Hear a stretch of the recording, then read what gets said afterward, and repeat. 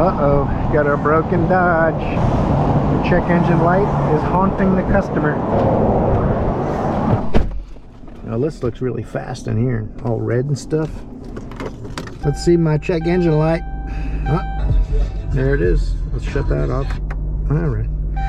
Check engine lights on, tire lights on, traction lights on. This Dodge Durango with a 3.6 liter V6, 85,456 miles. I guess that's about life expectancy. You got a Dodge, you got the best. You drive.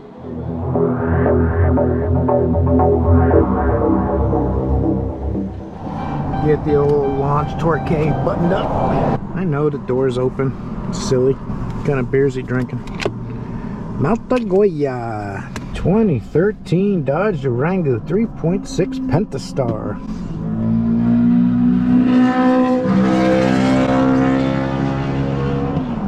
Drag racing. I'm just gonna go into PCM, see what we got to start with. I'm sure there's codes and all kinds of stuff. Got funnels and coolant and masks and water bottles and butterscotches. I get nervous when a customer has funnels and coolant in their car and I ask, oh, look at this. Oil pressure sensor circuit low, engine coolant temperature sensor circuit low, thermostat rationality, evap leak, engine oil pressure sensor circuit. PO522, PO117, PO128, PO456, PO520. Funnel and coolant. So that means someone's been working on this. That's just a hunch based on my experiences in the past. Chicago Bulls. We have to go under the hood and see what kind of catastrophe we got going on there, and we'll see what we find. Take a quick look at the oil pressure. So right now, key on, engine off, we have 103 psi oil pressure.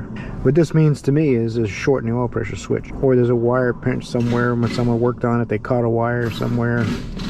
That part we'll have to figure out. What I'm going to do is probably locate the oil pressure switch and unplug it and see what happens with this reading. It should go to 0, right? If it's shorted, it goes high. If it's open, it goes low. I wonder what happens when you start it.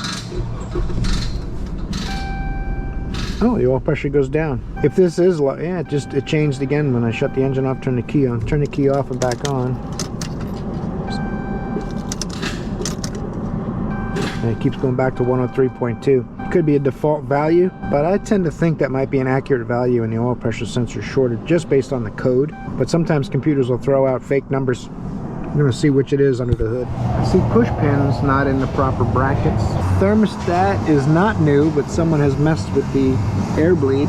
I can't find the oil pressure sender. It's in the oil filter housing under this cover. Let's take this cover off. What do you think? I say we go for it. Oh no, it's all one piece. I feel terrible about that. These are terrible for these oil filter housings leaking and stuff too. Oh, that's not even clamped on. That makes it way easier. People don't tighten any of the clamps when they work on their stuff. That streamlines the process. Let's get this ambient air sensor unplugged so we don't snap it. None of the clamps were tight. I didn't loosen those, FYI. What are you people doing? None of the clamps are tight. It's got new coils in it. Someone just tuned it up. And I don't see the oil pressure sender. Careful. People are backing up. Careful. Well, as you can see here, as I was afraid of, someone's been working on it. You can see the intake that has been off. The sockets have been on the bolts. You can see all the edges have been hit by a socket. So someone's working on it. Of course, the oil pressure sender on these is buried under the intake. I thought from memory it was somewhere near the oil filter housing. It goes on the back. This has an assembly, runs under the intake.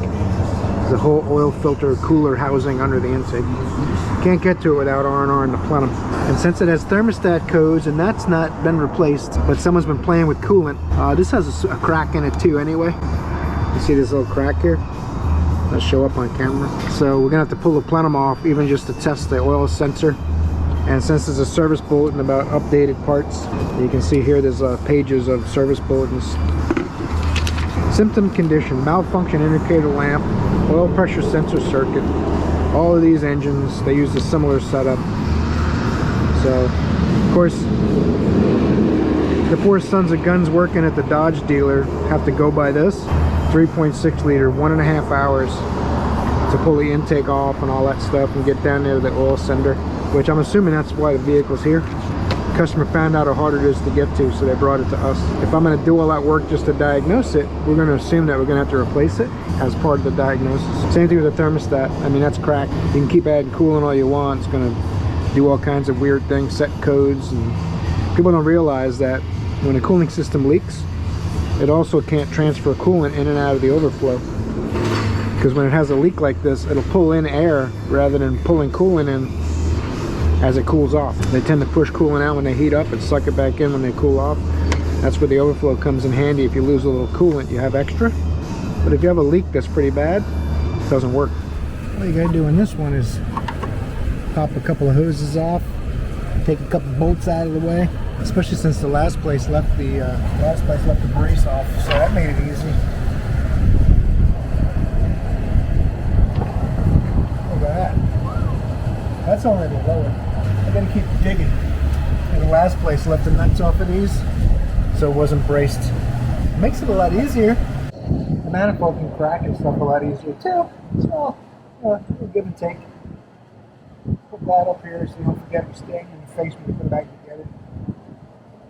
We got a lot more to go. I gotta unplug the injectors, and I gotta disconnect the fuel line. All right, oil pressure sender's on the way. All the wiring's good. There's no issues with connectors unplugged or anything. So we're gonna put a oil pressure sender.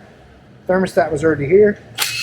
Since it's cracked, and I'll know real quick before I even bolt the intake back on when I look to see what the scan tool says for oil pressure. Get over here. You start these by hand a little bit because you don't want to cross your threads and stuff. It's kind of like crossing your T's and dotting your I's, same thing.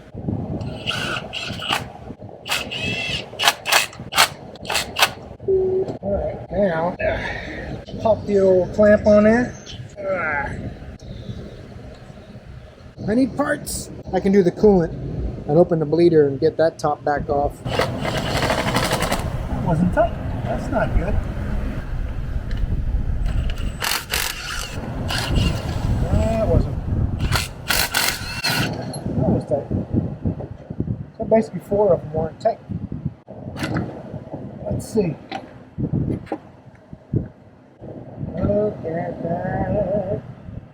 Oh, that was nice. Get the appropriate wood block. It's custom calibrated for the Pentastar 3.6 liter. Look at that thing. Look at that some gum. I'll tell you what, there's my oil pressure switch down there. You want to see it up close?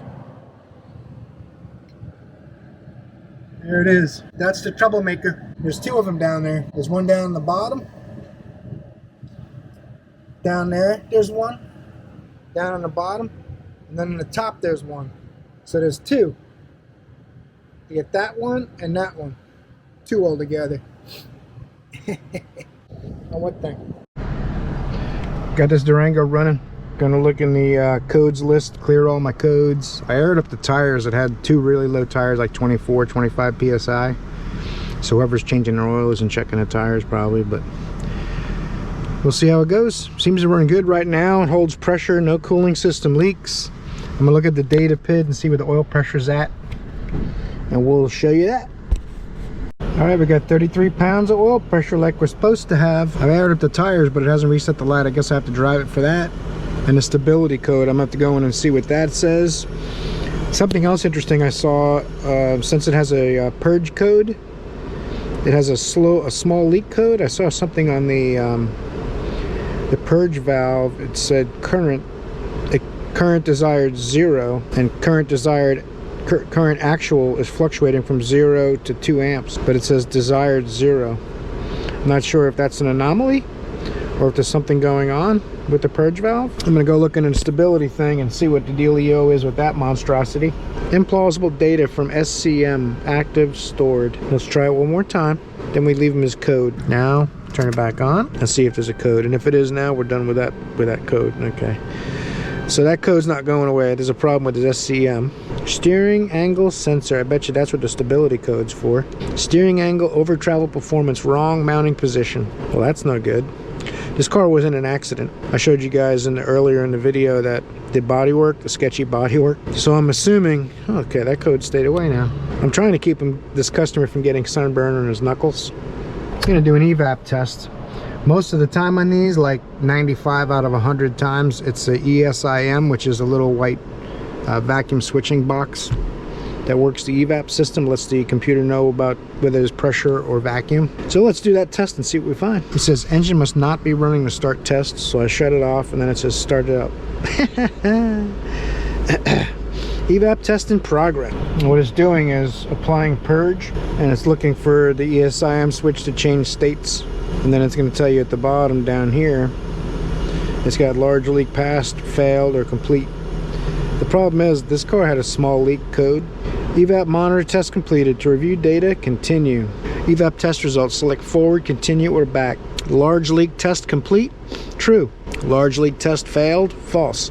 Large leak test passed, true. So it passes the large leak test. I looked visibly at the canister and all the lines. I couldn't find any problems. So usually when that's the case, that ESIM is on the canister is bad. They get dirt in them and stuff like that, and they get sticky. Really common failure. All I got to do is go in there and pull the wheel liner out. When you apply vacuum to it, you shouldn't be able to blow through it, and when you let the vacuum off, you should be able to blow through it. I got a feeling it's going to get one of those valves. If the customer wants to fix it, then I'll continue with that. So, all right, there's my ESIM valve. I got the purge and ESIM switch data up. I'm going to blow into this vacuum line and see if it changes state, and I'll show you guys how that looks. I can hear it clicking. It's kind of sketchy. It'll go on, off, but not every time I blow on it. I'm just blowing into the outlet that goes to the filter. It doesn't respond 100% of the time. It's probably got a little dirt or contamination in there. I'll unplug this purge valve and see if that data pit for the purge current changes at all. Now it's completely unplugged. It's still moving around. That's strange. Actual purge current should be 0. What kind of concerns me on this car is it's been in an accident, and you can see it's got sketchy bodywork and sketchy paintwork, and I definitely don't like seeing the purge current changing back and forth with the key on, engine off. Even with it unplugged, it's doing the same thing. So that means there's either something going on with the module, or there's a wire broken or pinched somewhere. You can see some of this stuff, like the this line's not put back in. I didn't pull that out of there. Someone left that out when they did body work, probably, or it got knocked out in the accident. The ESIM is acting sketchy. Ooh, Napa. Pumpai Bamba, made in USA. Nice. Look at that. Who knew that was going to be made in the USA? That is fancy. See the little valve, the way that works in there? I don't know if you can see that on camera, but you can hear it. Pretty sloppy little guy, but you know, it makes the Dodge guys happy over there at the Chrysler plant. The engineers are like, I got an idea. Next thing you know, they sell it that way. Whether it works or not, it's irrelevant. Of course, an engineer will just tell you it's over your head, that's why you don't understand it. This little tab back here, that's how you release it so you can turn it.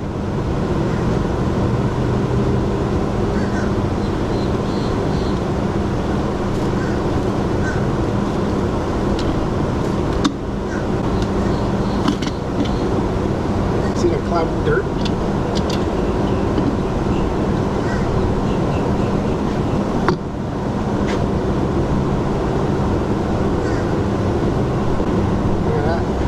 O-ring and everything. Comes with a new O-ring. Place that correctly upon its seat.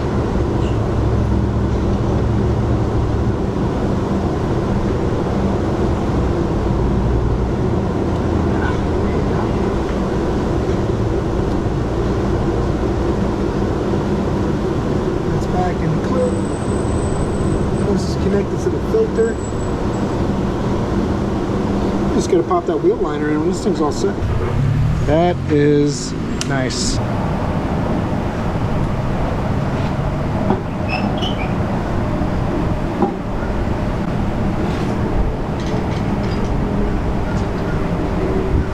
it's hard to find lug nuts. Got our 14 millimeter with the 19 millimeter hex. Now,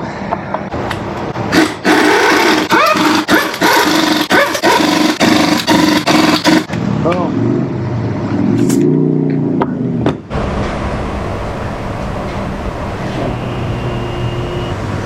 Good, undo the safety manually. Can't undo it manually, you gotta use a screwdriver. And what could go wrong?